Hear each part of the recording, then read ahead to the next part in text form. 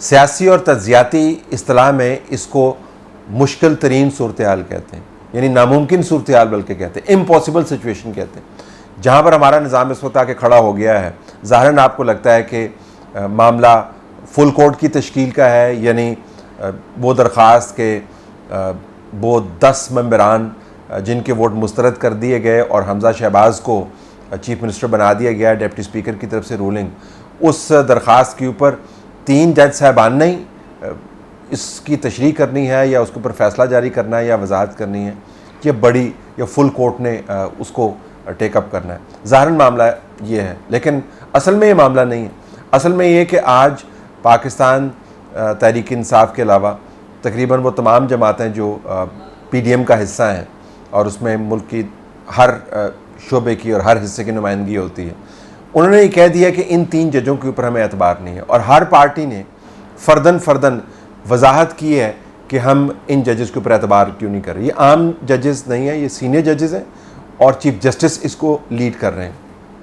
مریم نواز نے اپنا مقدمہ علیحدہ رکھا، تفصیل سے انہوں نے بتایا کہ کورٹس اور مخصوص ججز ان کے خلاف کرتے کیا رہے ہیں، یا ایسے فیصلے آتے رہے ہیں جو ان کو لگتا ہے کہ ان کے خلاف گئے ہیں۔ جو بلاول بھٹو زرداری ہیں، انہوں نے تو 3 اشخاص کا ذکر کیا، پہلے تو انہوں نے جج صاحبان کا ذکر ہی نہیں کیا، وہ 3 شخصیات کا 3 اشخاص کا ذکر کرتے رہے۔ مولانا فضل الرحمان نے مریم نواز کی تمام باتوں کو مکمل طور پر انڈورس کیا، اور پھر انٹیریئر منسٹر رانا ثنا نے یہ کہا کہ جی اگر فل کورٹ تشکیل نہیں دی گئی تو ہم نے پروسیڈنگز کا بائیکاٹ کرنا ہے، کیونکہ یہ ججز پاناما کیس جیسے متنازع فیصلوں کو ان میں سے ایک جو ہیں وہ سپروائزری کیپیسٹی کے اندر کام کرتے رہے، یعنی وہ سپروائز کرتے رہے اس فیصلے کی امپلیمنٹیشن۔ تو جو تعصب ہے وہ اتنا گہرا ہو چکا ہے اس نظام کے اندر کہ کسی بھی معاملے کے اوپر آپ کو اتفاق رائے ڈیولپ ہوتا نظر نہیں آتا۔ اب کورٹ یہ 3 جج صاحبان اگر فل کورٹ بناتے ہیں تو پاکستان تحریک انصاف والے کہیں گے جی دیکھیں آپ کو اوپر جب پریشر آیا نا تو آپ نے پریشر نہیں لیا، آپ نے برداشت نہیں کیا، آپ نے اس پریشر کے نیچے آ کے فل کورٹ بنا دی۔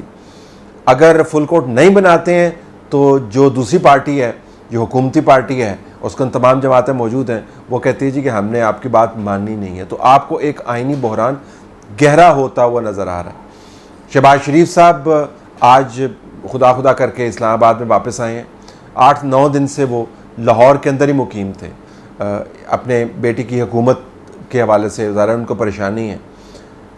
اسلام آباد کے اندر آنے سے پرائم منسٹر کی فنکشننگ پہ فرق نہیں پڑتا، وہ لاہور کے اندر بھی پرائم منسٹر ہے، لیکن ایک سمبلزم ہے، اس سمبلزم کا پاس کرنا چاہیے کہ پاکستان اپنے بدترین معاشی حالات میں سے گزر رہا ہے۔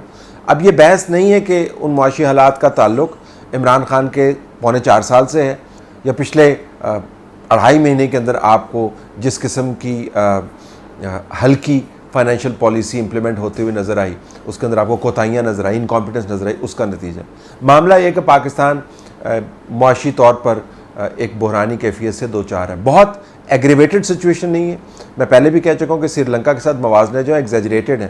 اسٹیٹ بینک کے ایکٹنگ گورنر نے کہہ دیا کہ یہ بالکل غلط بات ہے، لیکن ان کو اپنے فائنانس منسٹر ہیں مفتاح اسماعیل، وہ بھی سری لنکا کا حوالہ دیتے رہتے، تو ہر کوئی سری لنکا کے حوالے دے کے آپ کو بتاتا ہے کہ ملک کے حالات کتنے خراب ہیں۔ اگر اسی پیمانے کو لے لیا جائے تو معاشی حالات ایسے ہیں کہ پرائم منسٹر کو اسلام آباد کے اندر ہونا چاہیے، لیکن سیاست گلے پڑی ہوئی ہے۔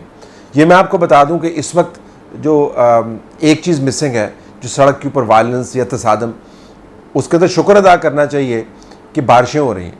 اگر یہ ڈرائی موسم ہوتا تو پارٹیوں نے اپنے جتھے لے کے کانسٹیٹیوشنل ایونیو کے اوپر پہنچ جانا تھا یا ریڈ زون کے باہر پہنچ جانا تھا اور وہ ہنگامہ ہو جانا تھا۔ وہ تو بارش کی وجہ سے پارٹیاں وہاں پر اپنے بندے لا لی نہیں، لیکن دونوں طرف سے آپ کو شدید چارج قسم کا انوائرمنٹ نظر آتا۔ پی ڈی ایم نے اب یہ تہیہ کر لیا ہے کہ جس زبان میں عمران خان اور ان کے دوست اتحادی جماعتیں اور ان کے ٹویٹر کے اوپر جو لوگ بیٹھے ہوئے ہیں، ٹویٹر ٹارزنز، وہ جس طریقے سے فائرنگ کرتے ہیں ہم بھی ویسے ہی فائرنگ کریں گے، ہمارے الفاظ کا چناؤ بھی ویسے ہی ہوگا، ہم اسی قسم کی کیمپین رن کریں گے جس قسم کی کیمپین پاکستان تحریک انصاف رن کرتی ہے نیریٹو بلڈ کرنے کے لیے۔ اب جب یہ طے ہو گیا تو اس کے بعد اب آپ واپس نہیں ہٹ سکتے۔ اگر سپریم کورٹ کے بینچ نے وہ فیصلہ دیا جو پاکستان تحریک انصاف کے حق میں جاتا ہے اور پی ڈی ایم کے خلاف جاتا ہے، تو پھر آپ کو نیکسٹ سٹیپ ڈیسائیڈ کرنا پڑے گا۔ وہ تصادم کی طرف جاتا ہوا آپ کو نظر آتا۔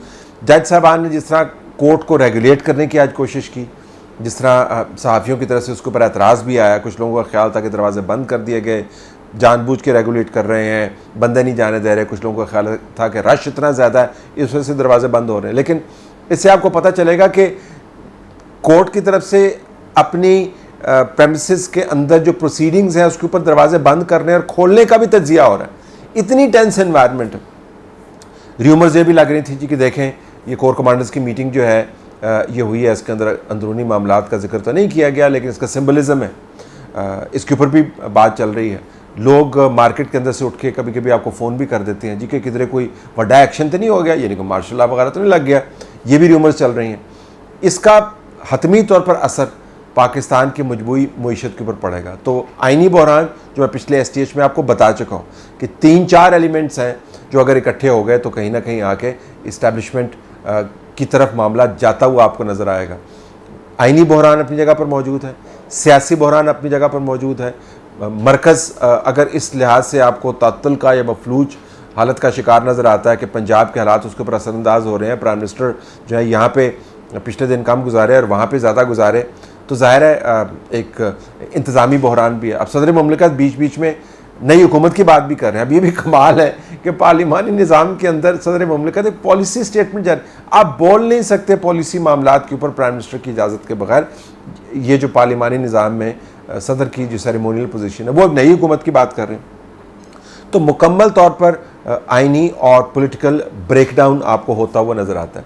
بیچ میں کہیں اگر وائلنس کا عنصر آ جاتا ہے اور پارٹیز اپنی اپنی پوزیشن پر اڑ جاتی ہیں تو اس وقت آج کے دن کی جو پروسیڈنگز ہیں آپ کو آنے والے دنوں میں جب آپ دیکھیں گے آج کے دن کو تو یہ بہت بڑی اہمیت کے حامل نظر آتی ہیں. جج صاحبان کے پاس موقع ہے، وہ اس معاملے کو ڈیفیوز کر سکتے ہیں. لارجر بینچ کو اس کو سننا چاہیے. کوئی ایگو کا مسئلہ نہیں ہے.